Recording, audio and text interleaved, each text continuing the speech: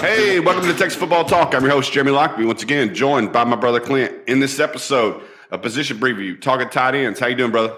Hey, pretty good, man. It's I think we're down to our last two position previews for the fall. Tight ends being one, and I think we have the running backs next. Definitely a lot of things happening around the 40 acres, man. Really excited to get into this one, really dig into this one. When you listen to Steve Sarkisian, you kind of, one of those things that he brings up is tight ends is probably the most important position outside of the quarterback in his offense, because they're going to be asked to do a lot of things. And where do we sit as far as really offensive set goes? And it sounds like they're running a lot of two tight end sets. It wouldn't surprise me. You probably see Cade Brewer at one end of the line, and then you have Jared Wiley at the other end of the line. One of them probably being a little bit better as a pass blocker, and the other one being a little bit more athletic as a pass catching tight end. Your thoughts, man, on kind of where you see the tight ends lining up in the offense this year? No, like you said, Steve Sarkisian asked them to do a lot, align themselves in line. It's a traditional tight end space. He put them in the slot as a heavy slot. Sometimes he'll put them in the backfield as a fullback, and then line them up in the backfield as an H-back sometimes. So he's asking them to line up in multiple different positions on the football field in order to see what the defense is going to do in counter. And in my mind, he's doing exactly what Steve Sarkisian's always done with that two tight end set. He understands that the strength of his offense currently is probably the running game with Bijan Robinson, and he's going to put as many big men on the field as he possibly can to block in the run game. So, like I said, the versatility of this group, being able to put them out wide, being able to keep them in the inline.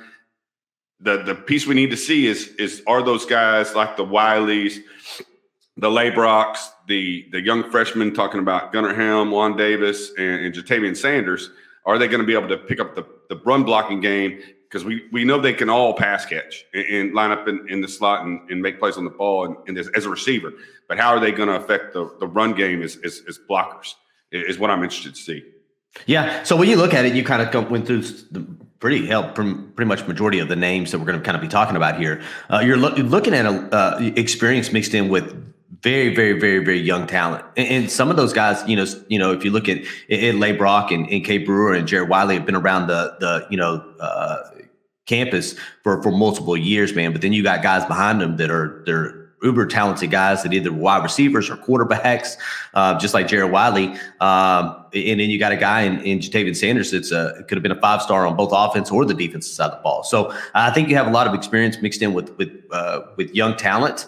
When you go back and you look at kind of Alabama's, what Steve Sarkisian did at Alabama, and look at his offensive sets and so on and so forth, you don't see a lot of rotations with the tight ends. But again, you also don't see a lot of receptions and pass yards with those tight ends that he currently has. But I think with this room, particularly with this room, I think we have to take advantage of the talent we currently have in the room there, because I think it may be one of the more talented tight end rooms in the country if you can get guys to play to the level in which they need to play this year. I agree with everything you said, other than the experience piece. Cade Brewer, yes, experienced senior.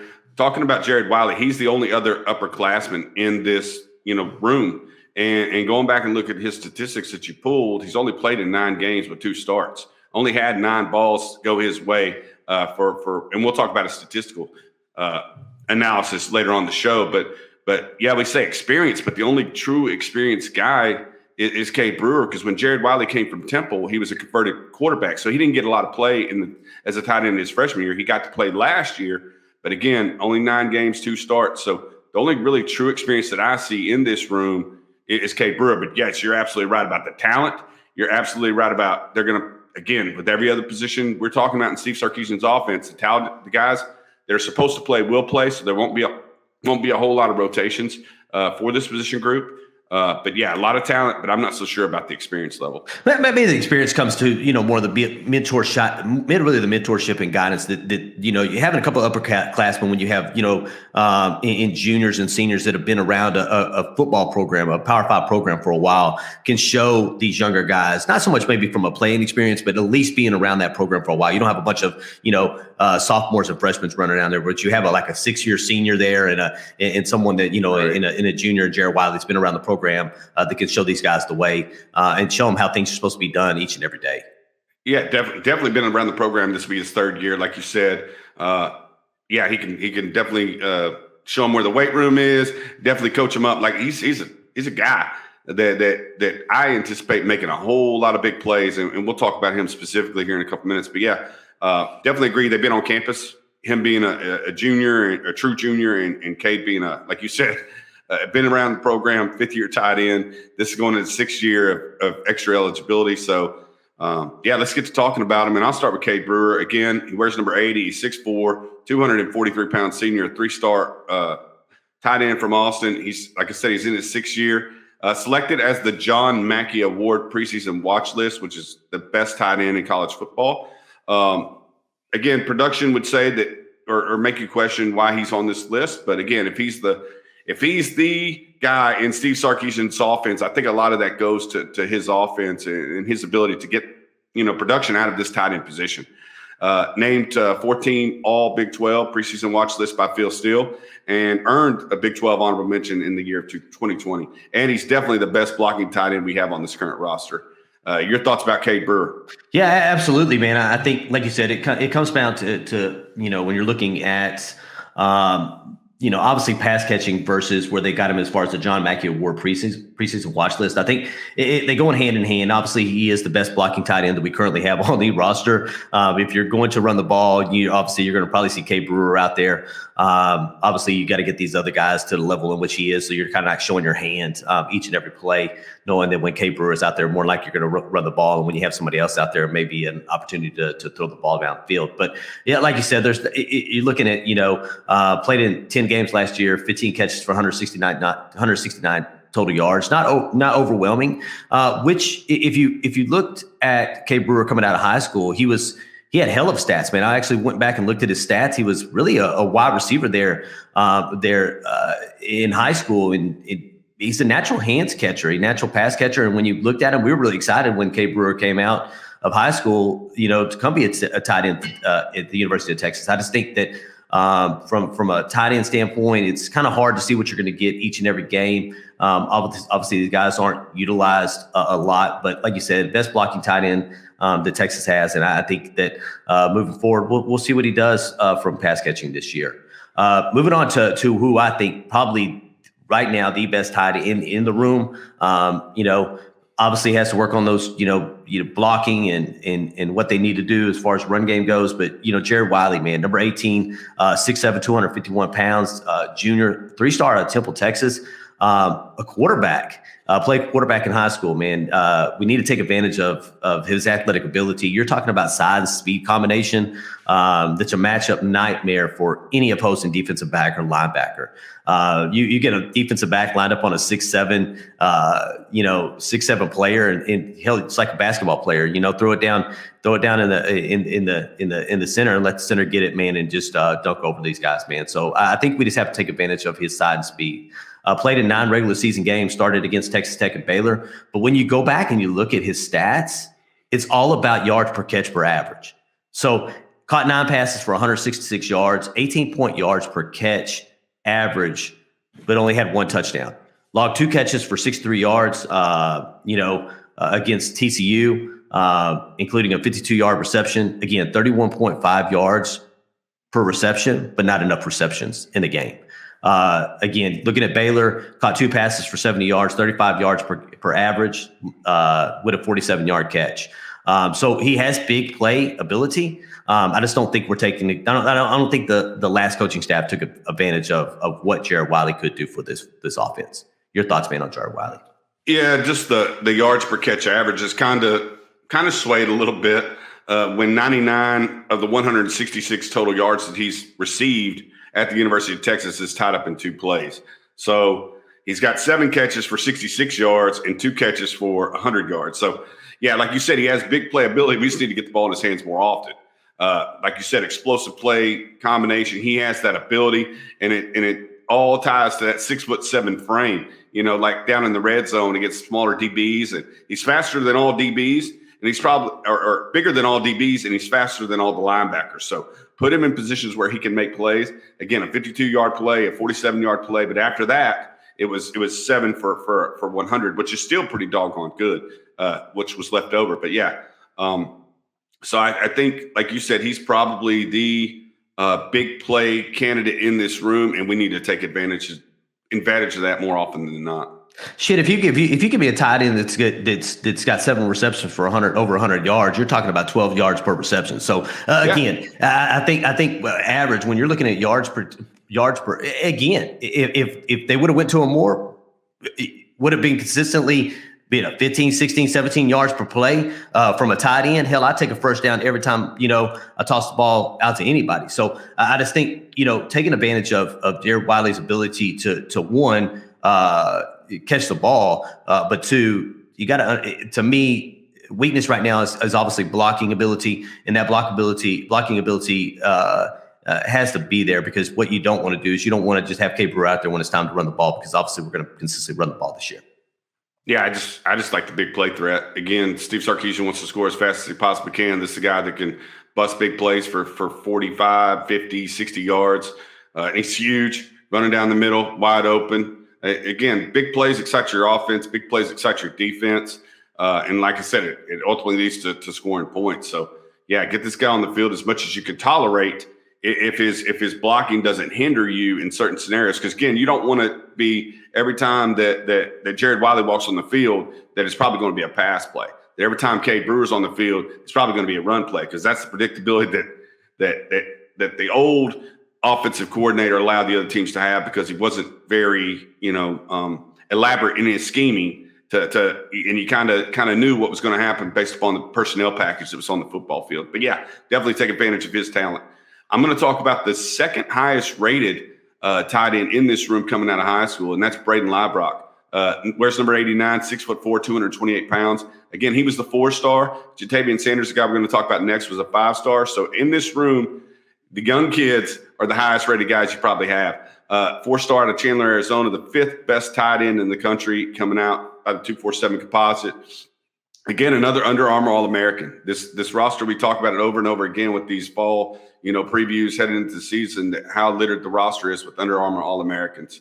It's in his 3rd year. He redshirted, and now he's a sophomore. Made a season debut against Rice in 2019. Has really only contributed on special teams at this point. So we need to find out in his 3rd year where Braden Liebrock fits in this room, because he's got a lot of young dogs coming behind him in Sanders, Helm, and Juan Davis. So your thoughts on Braden Liebrock? Yeah, I think Braden Liebrock, we were really, really excited when you go into Arizona and you grabbed out Jake Smith and you grabbed out Braden Liebrock, who were two of the top, offensive guys in the state of Arizona.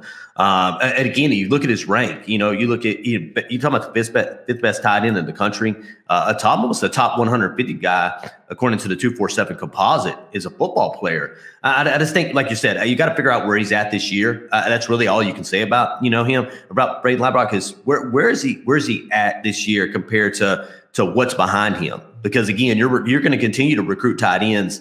So kind of seeing where Braden Liebrock kind of falls in the 2 deep or the 3 deep or where he falls this year, because he's got definitely some talented tight ends that are coming behind him.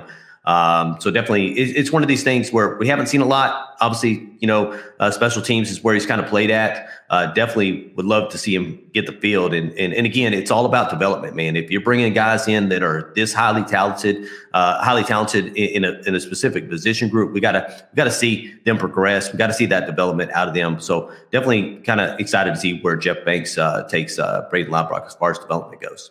So on to Jatavian Sanders, man. I sat there, and when I was writing all this information up this morning, I was like, I have no clue what I want to grab, since half, his bio is probably, if you look at it, probably 3,000 or 4,000, all Under Armour All-American this, the accolades just kept going on and on and on and on and on. So I just wanted to grab a couple of things, man.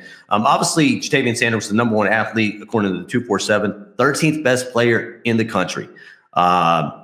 Could have been a 5-star on offense or defense. That's how good this guy is. I think the question was, and as soon as we recruited him, he signed his national letter of intent. It was like, hey, we got that question a lot, man. Where's he going to play at? Where's he going to play at? Where's he going to play at? Where's he going to play at? And Steve 𝗟𝗏𝗘 answered that question. Obviously, right now he's in that tight end room, and he's getting one-on-one work with Jeff Banks and a couple of those tight ends off to the side to kind of catch him up. Because he wasn't an early enrollee. So trying to get Jatavian Sanders, who played outside in high school football, trying to get him to understand the tight end role in line, offensive line, trying to get him some pass or probably blocking techniques. Consistent hands catcher as an outside receiver in high school, and won every damn matchup against every cornerback you ever seen him play against, with crazy one-handed catches. But to me, when you get these guys out of high school, how much weight do you need to put on them? What is their strength level? And I can tell you, Jatavian Sanders looks like a guy that's been in a college strength and conditioning program for multiple years at this particular point. Your thoughts, man, on this 5-star Jatavian Sanders out of Denton, Texas? Well, yeah, the superlatives just keep going. Like you said, he's 6'4", 256 pounds. He's larger than Cade Brewer. Cade Brewer's been in a college conditioning program. Now this will be his 6th year.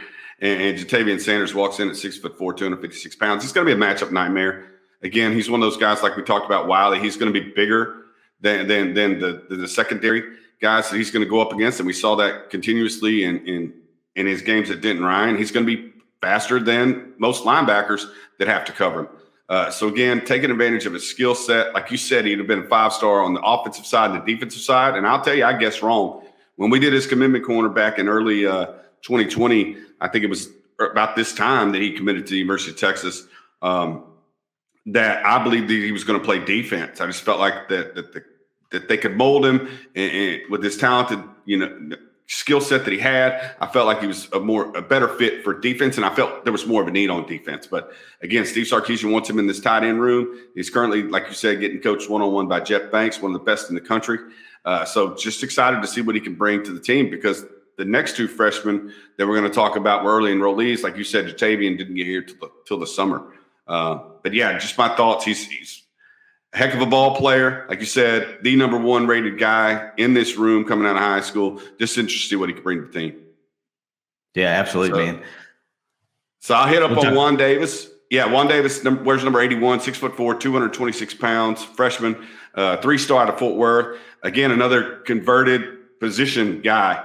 Talking about Jared Wiley played quarterback at Temple. Talking about Jatavian Sanders played outside and defensive end at Denton Ryan. And now Juan Davis, a 3-star for Fort Worth, all-district quarterback in high school. 6'4", 226 pounds, so the leanest guy of the group. Ranked number 44 among athletes. Again, caught 40 passes for 780 yards and 8 touchdowns. Rushed for 790 yards and 12 touchdowns. So he was their guy there. Again, smallest tight end in the room, so you probably see him more in that flex role, big slot role. But again, he made plays in the spring game. Saw him and Gunnar Helm making catches in the spring game. So had a very good account for themselves. We've heard great things about his production in the fall as well. So yeah, freshman Juan Davis came here ready to play, ready to compete, and it's done really, really well so far. So excited to see what he brings to the team. I think the biggest thing with Juan Davis is how much size do they want to put on him? You know what I'm saying? And will his size affect his athletic ability? Because I think you're right. It's one of the things you said, to me, is he a flex tight end versus an inline tight end? Do you bring him out there in special situations when you want to have a bigger guy out there to be able to flex outside the line and create matchup nightmares? So to me, it's about what they want to do from a size standpoint with Juan Davis versus how they want to use him. Because I don't think if you go look at him versus the rest of the guys like, Cade Brewer or really a Jatavian Sanders or a Wiley based on size alone, I don't think he's going to be your traditional tight end. But we'll kind of see where it goes, what they decide to do from a strength conditioning program with Juan Davis. But like you said, they had ample opportunity to get playing time as early enrollees in the spring. And me and you both went to the spring game and we seen them. And Juan Davis being a little bit leaner than Gunnar Helm, but Gunnar Helm, once we talk about him in a minute, he actually looks the part of a college football tight end. I think you had another thought on Juan Davis. Yeah, I'm not so sure I'd add weight to Juan Davis. I know that Steve Sarkisian likes gadget guys in certain positions. Keelan Robinson in the running back room. There's certain probably 𝗟𝗚𝗏𝗧 in the wide receiver room, guys that can do different things. I compare him or comp him to L.J. Humphrey. If you go back and watch L.J. Humphrey's, size and speed coming out of Carroll, he was about the same as Juan Davis. I see him as a big slot, taking advantage of tight ends in space, and because I think he has the speed and he obviously has the ball carrying ability. Because, like I said, he rushed for 790 yards on 107 carries for 7.4 average. So get him out in space, let him do his thing. I'm not so sure I would add weight to him. I would keep him about this frame and utilize him, and like I said, in that big slot area as you move down the football field. Yeah, I agree with you. I think right now it's just that. How do you want to tinker with really Juan Davis moving forward? Talking about another guy, Gunnar Helm, another true freshman there, number 85, 6'5", 238 pounds, out of a 3-star out of Inglewood, Colorado. From what I understand, and I'm hoping I'm 100% right on this, that I guess that John Elway spoke to Gunnar Helm's dad, and he told him, hey, I guess he was playing wide receiver there in high school there in Colorado, and he told him, hey, he's going to get bigger, and as he gets bigger, you may want to move him to the tight end room. So actually, that's how Gunnar Helm became a tight end. He was actually a wide receiver there in Inglewood, Colorado. He was a wide receiver that adjusted to being a tight end. An All-State and All-Centennial League performer there in the state of Colorado, ranked number 13 at his position and number 3 in the state of Colorado by rivals. Caught 28 passes for 367 yards and 7 touchdowns as a senior. What you see, because he was a wide receiver before, you see a natural hands catcher. Really, really good with his hands. Obviously, again, he's a little bigger, man. 6'5", 238 pounds. Put a couple of more pounds on him, he'll be able to do that blocking that he needs to do as a tight end. Again, an early enrollee that was able to get ample playing time in the spring, come in here, learn the offense, but also have an opportunity to play in that spring game that me and you watched. And when you see Gunnar Helm in person, he definitely fits the mold of what you're looking for. And as a tight end, as being as big as he is, he didn't look out of place when we seen him in the spring game. Your thoughts, man, on Gunnar Helm? Yeah, he's the 6th scholarship tight end in this room. And I was going back and I was doing the math of 85 total scholarships and 3.2 scholarships per position as you walk down the football team. And this group has 6 in there, and they're very, very comparable. They're all very, very good tight ends.